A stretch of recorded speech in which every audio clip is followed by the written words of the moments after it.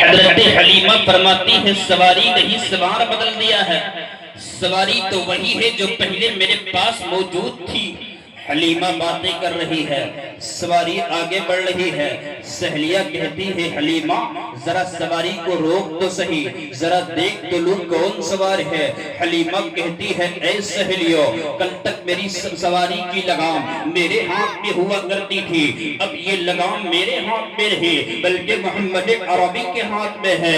ہمت ہے تو آگے نکل کر دیکھ۔ عزیزان ملت اسلامیہ، حضرت حلیمہ سعدیہ محمد رسول اللہ کو لے کر اپنے گھر کی طرف تشریف لے جا رہی ہے، اور راستے میں یہ سوچ رہی ہے کہ حضور کو سلاؤں گی کہاں، دودھ کے انتظامات کیسے کروں گے۔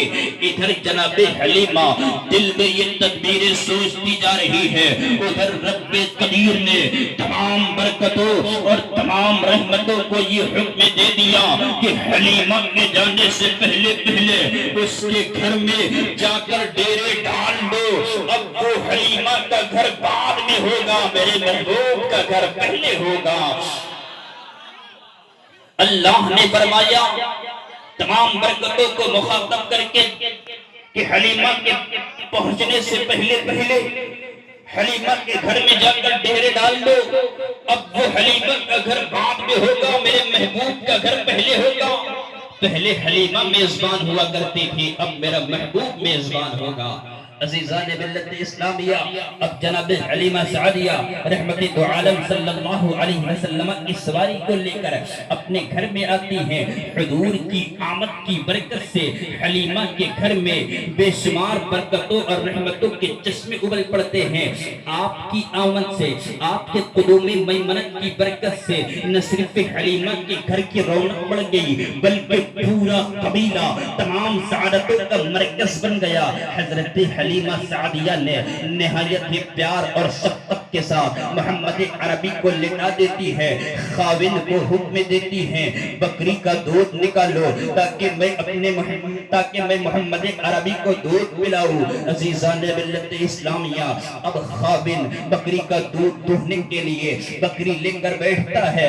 بکری کو حکم ہوتا ہے اے بکری خبردار، میرے محبوب کو کوئی شکایت نہ ہونے پائے۔ حضرات اب خاوند تھنوں کو ہاتھ لگاتا ہے، تھن دودھ سے بھر جاتے ہیں، دودھ ہی دودھ۔ ارے جس گھر میں پانی بھی میسر نہ تھے، حضور کی آمد کی برکت سے دودھ کی نہریں جاری ہو گئی۔ ایک برتن بھر گیا، حلیمہ دوسرا برتن لاؤ، وہ بھی بھر گیا۔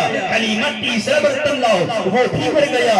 اب جناب حلیمہ فرماتی ہے میرے گھر کے تمام برتن تو ختم ہو گئے۔ حضرات گرامی، اب میں آپ سے کہنا چاہتا ہوں یہ اس رسول کی میزبانی تھی جس کی ناز برداری کا انعام کا خدا کر رہا تھا۔ لوگ کہہ دیا کرتے ہیں کہ حلیمہ نے حضور کو پالا تھا، ارے سچ تو یہ ہے، حقیقت تو یہ ہے کہ حضور نے حلیمہ کو پالا ہے۔ حضرات گرامی، اب ایک روز پڑوس کی چند عورتیں آتی ہیں اور کہتی ہیں اے حلیمہ، کیا تجھے خبر نہیں ہے، کیا تجھے اس بات کا علم نہیں ہے کہ عرب میں غریبی زیادہ ہے، تیل مہنگا ہو گیا ہے اور تو ساری رات چراغ جلاتی ہے۔ میں دیکھتی ہوں کہ ساری رات تیرے گھر میں روشنی ہوتی ہے۔ جناب حلیمہ فرماتی ہے کہ قسم خدا کی، جب سے محمد عربی کو لے کر اپنے گھر میں آئی ہوں میں نے آج تک کوئی چراغ نہ جلایا۔ ارے جس گھر میں چراغ نبوت روشن ہو اسے دنیاوی چراغ کی کیا ضرورت؟ یہ جو تم میرے گھر میں روشنی دیکھ رہی ہو یہ ان کے رخ روشن کا عکس جمیل ہے جس سے میرا گھر اجالوں کا مرکز بن گیا ہے۔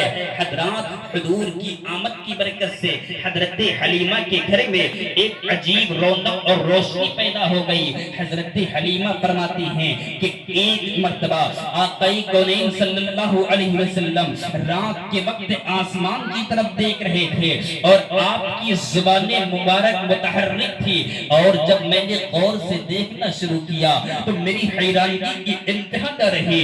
آپ چاند سے باتیں کر رہے تھے، چاند آپ سے باتیں کر رہا تھا۔ جناب حلیمہ یہ بھی فرماتی ہیں کہ جب کبھی آپ تھے اور اپنے ہاتھ اور پاؤں کو ادھر ادھر چلاتے تو جدھر جدھر ہاتھ جاتا چاند ادھر چلا جاتا، جدھر پاؤں جاتا چاند ادھر ہو جاتا۔ اسی کی ترجمانی میرے امام کرتے ہوئے یوں ارشاد فرماتے ہیں، ارے چاند جھک جاتا جدھر، انگلی اٹھاتے مہد میں